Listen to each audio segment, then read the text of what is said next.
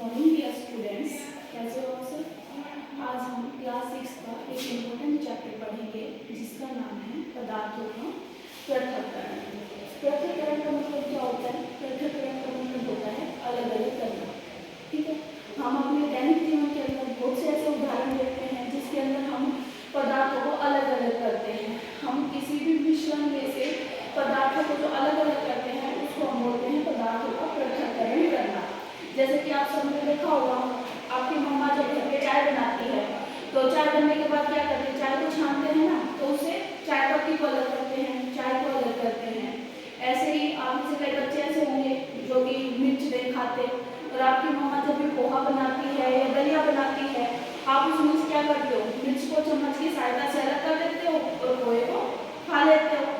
और घर में आप लोगों ने देखा होगा कि क्रीम से या फिर दही से क्या निकालते हैं, मक्खन निकालते हैं। ये सब विधियां होती हैं पदार्थों को पृथक करने की।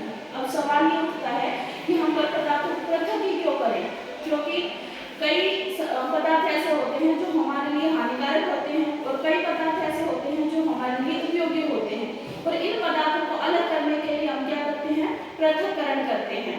जैसे कि दाल बनाते हैं या चावल बनाते हैं, दाल बनाते हैं, उससे पहले क्या करते हैं, उसमें से कंकड़ पत्थर इनको अलग कर दिया जाता है और चावल या जो दाल है उसको हम बना लेते हैं। क्योंकि कंकड़ पत्थर हमारे लिए अच्छे नहीं है, तो उनको अलग करने के लिए हमें किसकी जरूरत पड़ी है, पृथक्करण की जरूरत पड़ी है। जैसे कि पदार्थों के पृथक्करण से क्या अभिप्राय है, किसी मिश्रण में से एक या एक से ज्यादा पदार्थों को अलग करने की विधि को बोला जाता है पदार्थों के पृथक्करण करने की प्रक्रिया। और इस प्रक्रिया के लिए बहुत सारी विधियां हैं, जैसे कि हस्तचयन विधि है, थ्रेसिंग विधि है, निष्पादन विधि, चालन, अवसादन, विस्तारण और वाष्पन विधि। इसमें हम सबसे पहले विधि का पढ़ेंगे जो कि है हस्तचयन विधि। जैसे नाम से पता चल रहा है, हस्त का मतलब क्या होता है, हाथ, और चयन का मतलब चुनना, हाथों से चुनकर पदार्थों को पृथक करना। इस विधि का प्रयोग हम करते हैं, जैसे हमारे घर में हमारी मम्मी होती है, वो चावल बनाने से पहले क्या करती है, चावल को साफ करती है। दाल बनाने से पहले भी दाल को साफ करती है। क्या करती है, वो एक प्लेट के अंदर चावल या दाल ले लेती है और उसमें से जितने कंकड़ पत्थर है उनको अलग कर देती है हाथ की सहायता से। उसे हम बोलते हैं हस्तचयन विधि। जैसे कि देखो हमारे पास ये क्या है, जैसे ये हमारे पास इकट्ठे चावल पास ही है और इनमें हमने डाल दिए दाल, ठीक है, और अब हम इन्हें अलग करना है। तो अलग करने के लिए हम किस विधि का प्रयोग करेंगे, हस्तचयन विधि का प्रयोग करेंगे। हस्तचयन विधि में क्या करते हैं, जैसे कि इसमें कोई भी कंकड़ है, पत्थर है, उनको हम हाथों से बीनकर अलग कर लेते हैं। जैसे कि इस हिस्से से हमने क्या कर ली, चावल को अलग कर दिया और दालों को अलग कर दिया। इस विधि को बोला जाता है हस्तचयन विधि, ठीक है। ऐसे ही हम क्या कर सकते हैं, हर दाल और चावल को अलग अलग कर सकते हैं। अब इससे जो हम अगली विधि पढ़ेंगे उस विधि का नाम है, जैसे कि इस चित्र में भी दिखा रखा है, ये आदमी क्या कर रहा है, अनाज के में से पत्थर जो है उनको चुन चुन कर हाथों से अलग करने की कोशिश कर रहा है। इससे अगली विधि हमारी थ्रेसिंग विधि। थ्रेसिंग विधि के अंदर क्या करते हैं कि आप सबने घर में देखा होगा, जो गेहूं वगैरह काट लेते हैं, काटने के बाद उन्हें सुखाया जाता है और सुखाने के बाद उनको भूसे से अलग किया जाता है। देखो जैसे इस चित्र में कर रहे हैं, खेत में क्या कर रखा, उन्होंने गेहूं के पूरे को इकट्ठा कर रखा है और फिर झाड़ कर या फिर बैलों की सहायता से क्या करते हैं, गेहूं के दानों को डंडियों से अलग कर देते हैं। इसे बोलते हैं थ्रेसिंग विधि। और इस समय में क्या करते हैं, थ्रेसिंग करने के लिए थ्रेसिंग मशीनों का प्रयोग करते हैं। ऐसे ही इससे अगली विधि है निष्पादन विधि। पावन इसके शब्द में आ रहा है, यानी कि हवा का प्रयोग करके चीजों को अलग करना। इस विधि में क्या किया जाता है कि जो पवन या हवा के झोंके होते हैं उससे अनाज के जो भारी कण है और उसमें जो भूसे पड़े होते हैं हल्के कण, उनको अलग किया जाता है। जैसे कि इस चित्र में दिखा रखा है, ये महिला क्या कर रही है, एक इस जो ये बना रखा है ना, इसको गांव की भाषा में छाछ बोलते हैं, ठीक है। उसमें क्या कर लिया इन्होंने, पूरे अनाज को ले लिया, उसके अंदर जो सूखे पत्ते हैं, डंडियां हैं, वो क्या कर रही है, हवा की सहायता से सूखे जो डंडियां वो तो इधर गिरती जा रही है और अनाज यहाँ इकट्ठा हो रहा है, ठीक है। इसके बाद है चालन विधि। चालन विधि के अंदर क्या किया जाता है,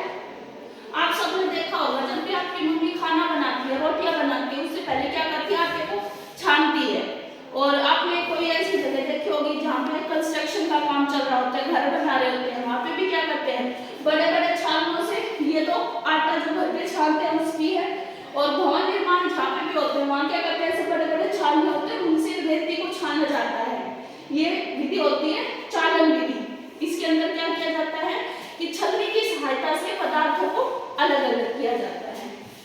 इससे अगली विधि है अवसादन, निस्तारण तथा निस्यंदन विधि। इस विधि के अंदर क्या किया जाता है कि जैसे घर में हमने चावल बनाने हैं या दाल बनानी है, उससे पहले हम क्या करते हैं, उनको धोते हैं। धोते क्यों है? क्योंकि जो मिट्टी वगैरह होती है उनके साथ वो तो तली में बैठ जाएगी और जो हल्की जितनी भी गंदगी होगी वो पानी के ऊपर आ जाएगी। इसमें 3 चीजें होती हैं। सबसे पहले मिश्रण को जल में मिलाया जाता है और जो भारी कण है, जैसे हमने चावल या दाल बनानी है तो उसको हम पानी में धोएंगे तो उसके अंदर जो मिट्टी है, भारी कण वो सारी बैठ जाते हैं नीचे तली में, ठीक है। उसके बाद जो ऊपर जो गंदगी हल्की होती है वो ऊपर आ जाती है, उसको हम क्या करते हैं दूसरे बर्तन में ले लेते हैं। जैसे सबसे पहले में पूरा पानी है, इसमें मिट्टी और पानी का मिश्रण है ये, ठीक है। इसको जब हम थोड़ी समय के लिए रख देंगे तो मिट्टी क्या होगी, नीचे बैठ जाएगी।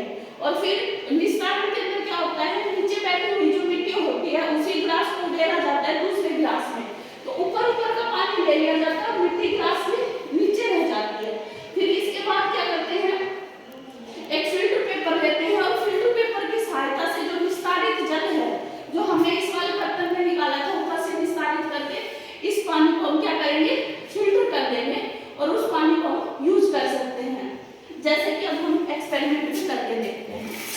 देखो ये है, ये क्या पानी में मिट्टी घोल रखी है, ठीक, गंदा पानी है।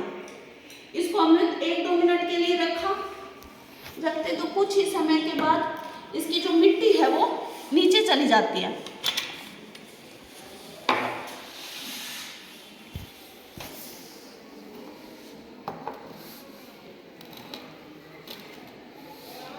देखो कुछ ही समय के बाद जो मिट्टी है वो नीचे बैठना शुरू हो जाती है और ऊपर क्या रह जाता है, सिर्फ पानी रह जाता है, पंकिल पानी। इसके बाद हम क्या करते हैं, जो ये ऊपर का पानी इसको बोलते हैं अवसादन, जो नीचे बैठ के उसे बोलते हैं अवसाद और इस प्रक्रिया को बोलते हैं अवसादन प्रक्रिया। अब हम कर रहे हैं निस्तारण, कि जो ऊपर का पानी है उसको हमने एक दूसरे बर्तन में निकाल लिया, दूसरे बीकर में।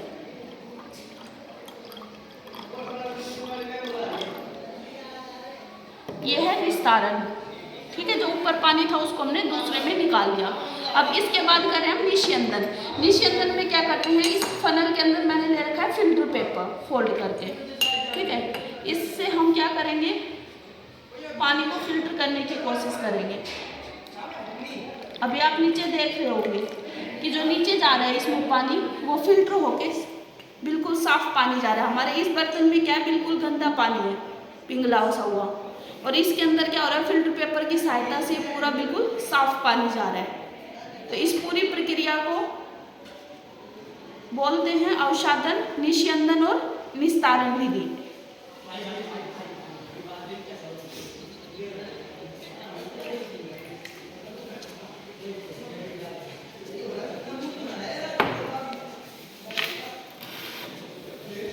अब इसके बाद है वाष्पन विधि। वाष्पन विधि क्या होता है कि जल होते हैं, जल के जो वाष्प बनते हैं उसको हम बोलते हैं वाष्पन।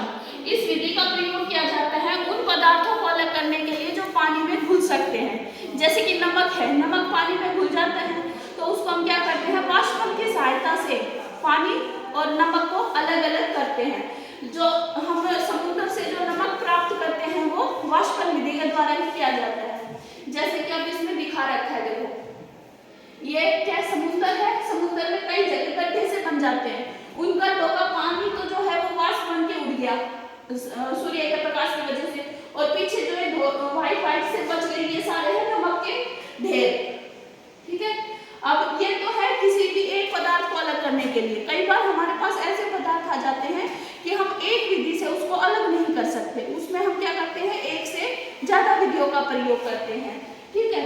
जैसे कि अब हमें निकालना है क्या, नमक का और रेत का मिश्रण है, उसको अलग करना है। तो हम क्या करेंगे, सबसे पहले नमक और रेत को पानी में घोल लेंगे। पानी में घुलने के बाद क्या करेंगे, कुछ समय के लिए रख देंगे उसको, तो रेत होगी वो नीचे जम जाएगी, नीचे बैठ जाएगी तले के अंदर अवसाद के रूप में, और जो पानी है वो जो नमक है वो पानी में घुल जाता है, तो उसको हम निस्तारण विधि से दूसरे बर्तन में ले लेंगे। फिर उसके उसके बाद हम क्या करेंगे, वाष्पन विधि का प्रयोग करेंगे, क्योंकि जो जल है वो तो वाष्प होकर उठ जाएगा और जो नमक है वो बर्तन में ही रह जाएगा, जैसे इसमें दिखा रखा है। पहले क्या किया इन्होंने, नमक और रेत का मिश्रण लिया, मिश्रण लेने के बाद रेत जो नमक मिला हुआ जो पानी था, निस्तारित जल था, उसको उन्होंने इस अंगीठी के अंदर रख दिया। जैसे नीचे से आंच देनी शुरू की तो क्या होता है, जो जल होता है वो तो वाष्प बन के नोजल के थ्रू यहाँ आ जाता है। यहाँ पे क्या हो रहा है, इसका संघनन हो रहा है। संघनन क्या होता है, ये पानी वापस से क्या हो जाता है, पानी जो भाप बना था वो इकट्ठा होकर वापस पानी ही बन जाता है। आज हमने इस पूरे लेक्चर में पढ़ा कि पदार्थ को हम पृथक कैसे कर सकते हैं, और कौन से पदार्थ जो हम पृथक कर रहे हैं वो तीनों फॉर्म में मिल सकते हैं, ठोस में भी, द्रव में भी और गैसियस अवस्था के अंदर भी। सबसे पहले हमने इसकी विधियों के बारे में पढ़ा, जो कि है औक्षयन, निष्पावन, चालन, अवसादन और निस्तारण विधि के बारे में पढ़ा। अनाज से भूसे और पत्थरों को अलग करने के लिए हम विधि का प्रयोग करते हैं, उसको बोलते हैं औक्षयन विधि। उसके बाद हमने पढ़ा जो भारी कण होते हैं और जो हल्के कण होते हैं उनको अलग करने के लिए हम प्रयोग करते हैं निष्पावन विधि। उसके बाद कई मिश्रण ऐसे होते हैं जिनके आम मापों के अंदर अंतर मिलता है, जैसे कि आटे में चीनी मिला दी, आटे और चीनी का मिश्रण हो गया, तो उसके लिए हम प्रयोग करते हैं चालन या निस्यंदन विधि का। कई ऐसे होते हैं जिनको हम चुनकर अलग नहीं कर सकते, जैसे रेत और जल का मिश्रण है, वो तली जो रेत होगा वो तली में बैठ जाता है, इसके लिए हम करते हैं निस्तारण विधि का प्रयोग। कई ऐसे होते हैं जो कि जल के अंदर एबिले होते हैं, उनके लिए हम करते हैं निस्यंदन विधि का प्रयोग।